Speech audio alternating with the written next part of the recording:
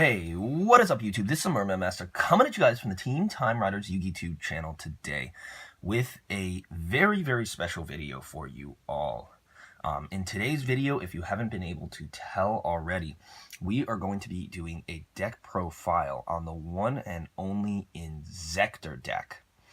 And a little bit about this beforehand. I don't know how much you guys know about sort of my foray into the competitive scene, but it actually started with Inzektors.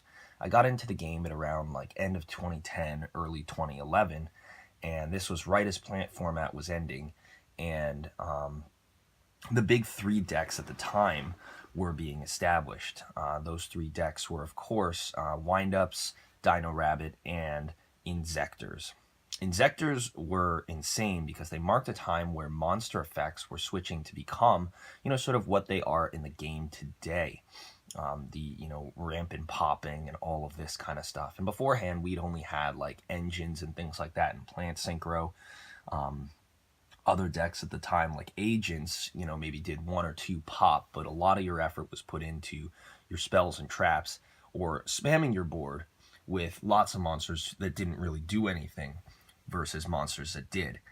Inzektors changed this game like crazy, because not only did they spam the board full of monsters, but they were also able to pop or increase their levels or do all sorts of crazy shenanigans. So each Inzektor play that you made was technically a +1 or 2. Because as long as your opponent had stuff on board at the time, you just keep popping that stuff off their board, and at the same time gaining you advantage from these Inzektors' effects. This was one of my favorite decks to play. It was very broken at the time, but it is largely a relic of the times.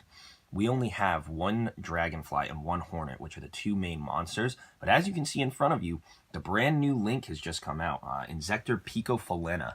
And it does, while it's not going to bring Inzektors back to their former glory, especially with Dragonfly and Hornet still at 1, it does give them a little bit of stuff. So I'm going to start out this deck profile by reading the link out to you guys out loud, and then we're going to discuss some of the play styles, because let's be honest here, not a lot of you guys probably were playing when Inzektors were at their heyday. So, this is largely a very old deck. It's a relic, and, this is the original way that I built the deck, updated very slightly, but with many of the original cards. I just felt it like the best way to do that. So guys, starting out with Inzektor Picofalena, it's a Link 2 Dark Monster, like the rest of the Inzektors, of course. It's got the 2 downward pointing arrows, which is nice, because Inzektors at their core were an XYZ deck, capable of going into anything from rank 3 to rank 6, but, they worked on summoning rank 3s to rank 5s a lot. And so basically, its effect says here, if this card is Link summoned, you can discard a card and then target one other insect monster you control. Equip one insect monster from your deck as an equip spell that gains this effect. The equipped monster gains 500 attack and defense. You can target 3 insect monsters in your graveyard, shuffle them into the deck, and then draw 1 card. You can only use each effect of Inzektor Picofalena once per turn. So, I'm going to explain to you, this might not really seem like a good effect, and, it's like, okay, equip a random insect monster, but you don't even get the insect monster's attack points as a boosting. Instead, you just get it to increase by its attack. There's nothing of that nature. But Inzektors basically thrive off of getting your monsters equipped. And with Hornet at 1 and lots of, other equip cards, you have to find some way to organically search out your Inzektor equips so that you can equip them to monsters. Some monsters love to be equipped, other monsters don't. And it's depending entirely upon how you, do it, that, what kind of monsters your deck is going to have. So, Inzektor Picofalena pulls one of the equipped monsters out of your deck, and those equipped monsters can detach themselves for effects. And, I'll explain a little bit more about this, but it does help you pull for things out of the deck, at the very least. And it's got good downward pointing arrows as well. Focuses on the insect monsters, so that's another very good thing. Alright guys, so now let's move on to the main deck. And I'm going to show you the main 2 combo right here. We have 2 copies of, 1 copy of Dragonfly and 1 copy of Inzektor Hornet. This was one of my original Hornets, actually, that I traded from Angus Kwan back in school. Basically, the main idea of these 2 guys is there's 1 Dragonfly and 1 Hornet, and Dragonfly, to put it bluntly, likes to get equipped with monsters, and Hornet likes to do the equipping. And this was one of the main combos that you had. Dragonfly can, when it's equipped with a monster, once per turn, you can equip it with a monster from your hand or your graveyard, and then while equipped, just basically the equipped monster gets something. So for Inzektor Dragonfly's instance, its level increases by 3. Usually, you'd be equipping Inzektor Dragonfly with Inzektor Hornet. So if I had Inzektor Dragonfly in my hand, I could normal summon it. Then once per turn, I could equip the Hornet from my hand to Inzektor Dragonfly. Now, Hornet's effect comes in, and it also allows itself to be equipped, but it shines when it gets equipped. Because then, when it is equipped, what you can basically do is detach this by its own effect and target a card your opponent controls and destroy it. And this is really good because when it detaches by its own effect, Dragonfly's effect triggers, and this is not a once, this is a once per turn effect, but it's still really, really good. When an equipped card is detached from Dragonfly, special summon any Inzektor monster from your deck, which is absolutely insane. And at the time this came out, this was just power creep to the max, guys. So basically, it allowed you to do that, special summon the monster, get even more stuff. So people would be special summoning Dragonflies back from your deck, and going into lots and lots of XYZ plays, and you'd be able to link climb just as easily with that. You do that, special summon the monster from your deck, and then instantly go into Inzektor Picofalena, which is just a very, very easy play. And then if you got another insect monster that you control, you can just pull that out of the deck again. So very, very cool.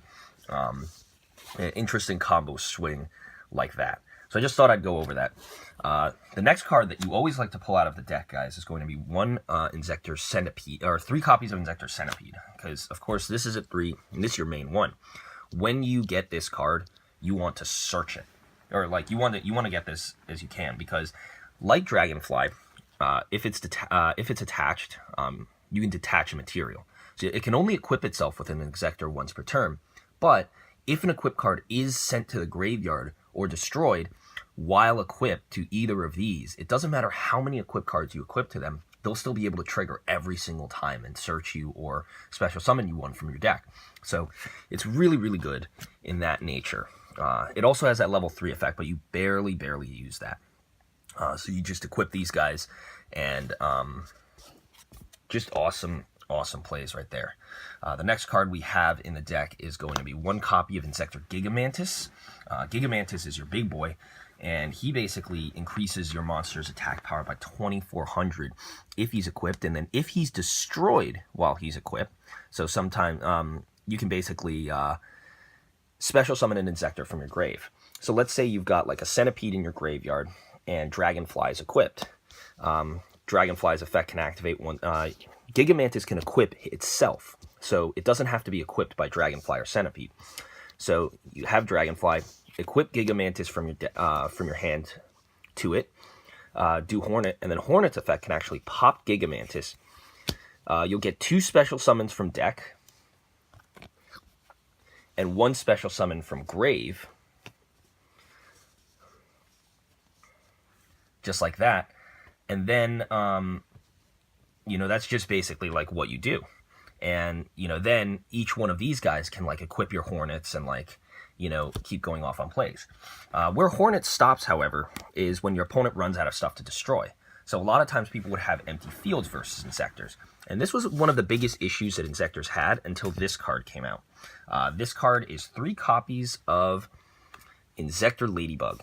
Inzektor Ladybug is exactly like Hornet, except it allows you to use it on the first turn. You can equip it to a monster and then detach it to increase that monster's level by 1 or 2. And a lot of players didn't run this necessarily because that effect was good, but only because you could detach it on the first turn.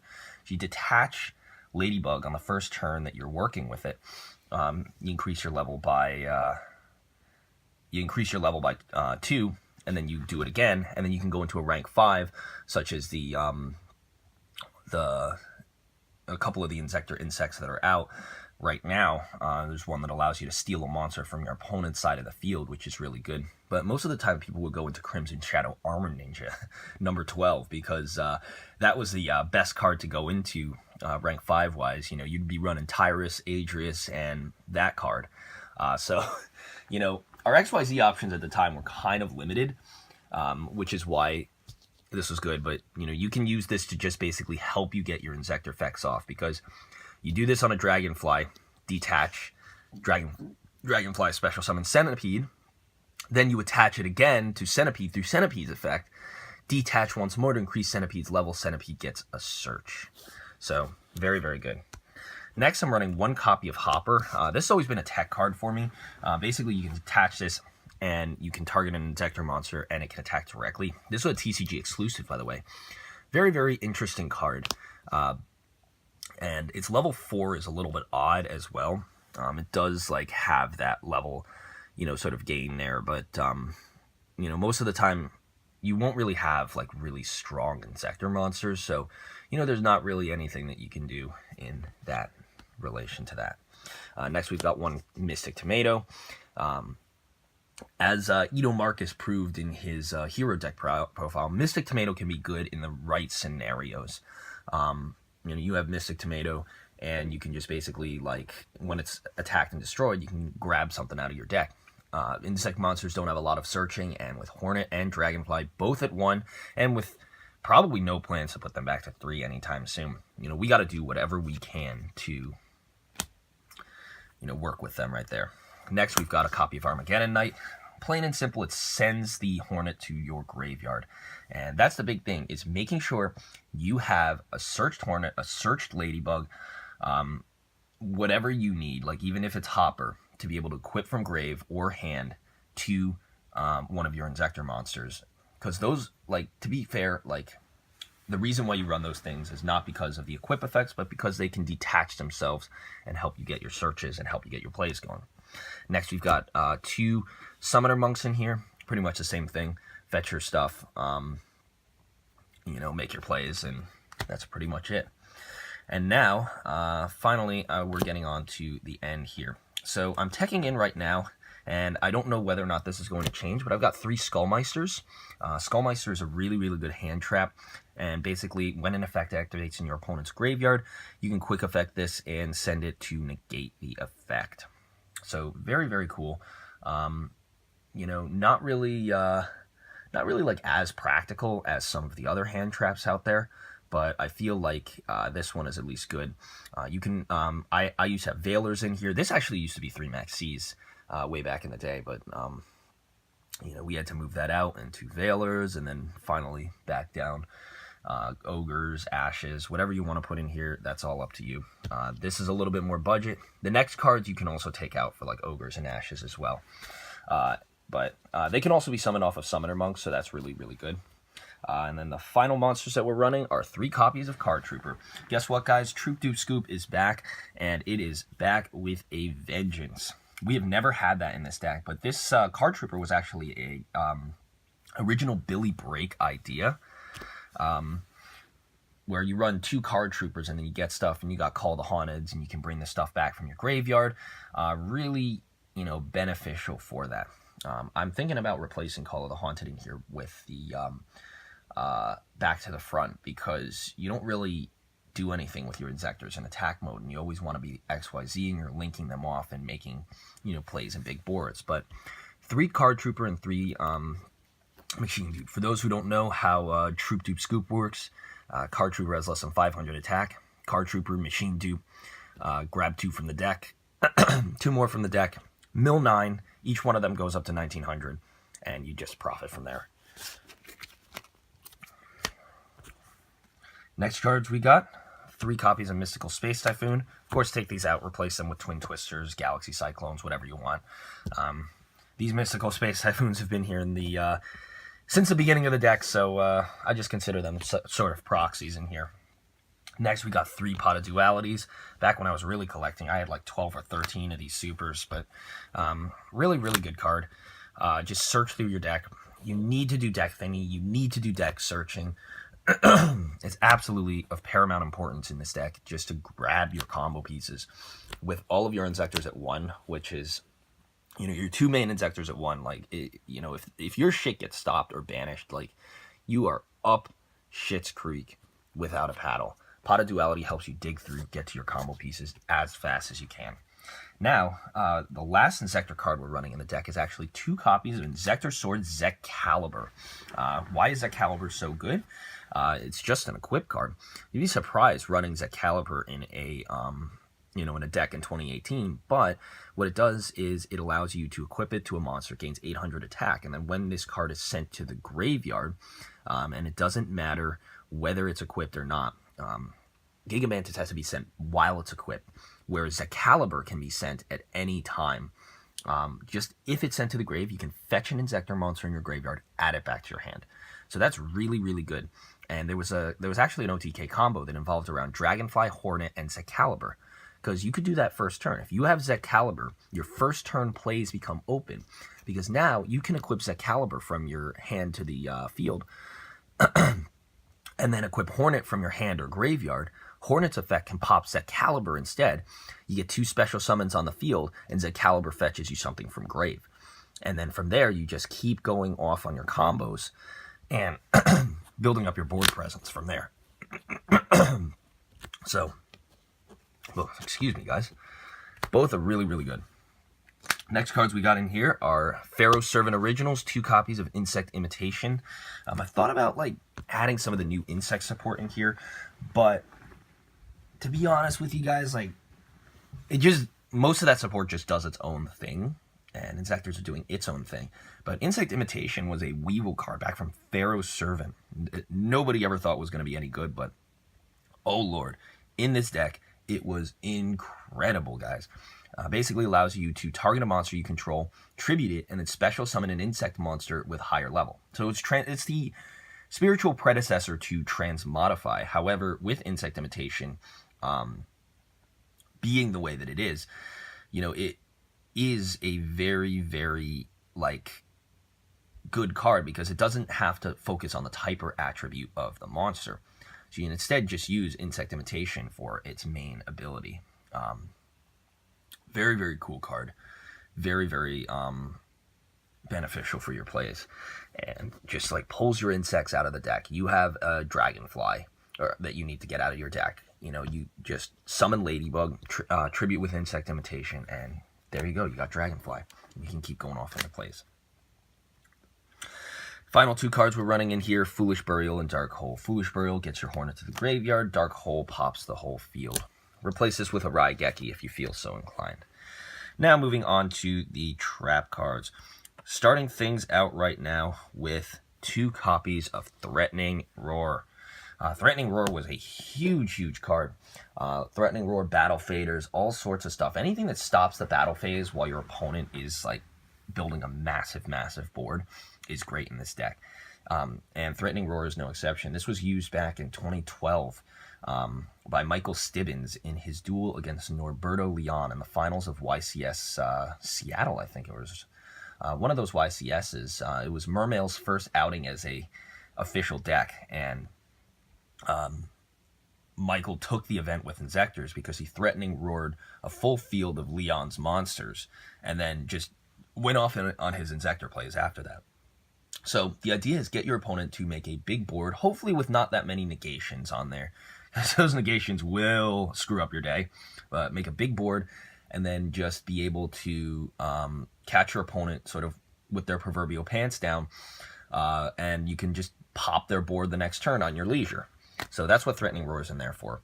The next card we've got, of course, is a copy of Bottomless Trap Hole. Very, very, very good card. Just banish your opponent's stuff. And then finally, rounding out the deck are 3 copies of Call of the Haunted. So So that's going to be it for the deck profile. I don't have too many extra deck monsters in here because I'm still trying to tool around with it right now. We don't know whether or not we're going to be even using some of the extra deck monsters that Inzektors used to run, especially now with links being a real thing. You know, it's much easier to link climb and link spam into various Inzektor monsters that you want. But, you know, I'm still doing a little bit of research and experimentation on that. So, you know, I don't have any definitive answers for you guys at this point in time. That being said, though, guys, thanks so much for watching this. I really hope you enjoyed this little blast into the past. Inzektors as a deck in 2018 with Inzektor Picofalena. It's been a lot of fun sort of revisiting this strategy and seeing what's up with it.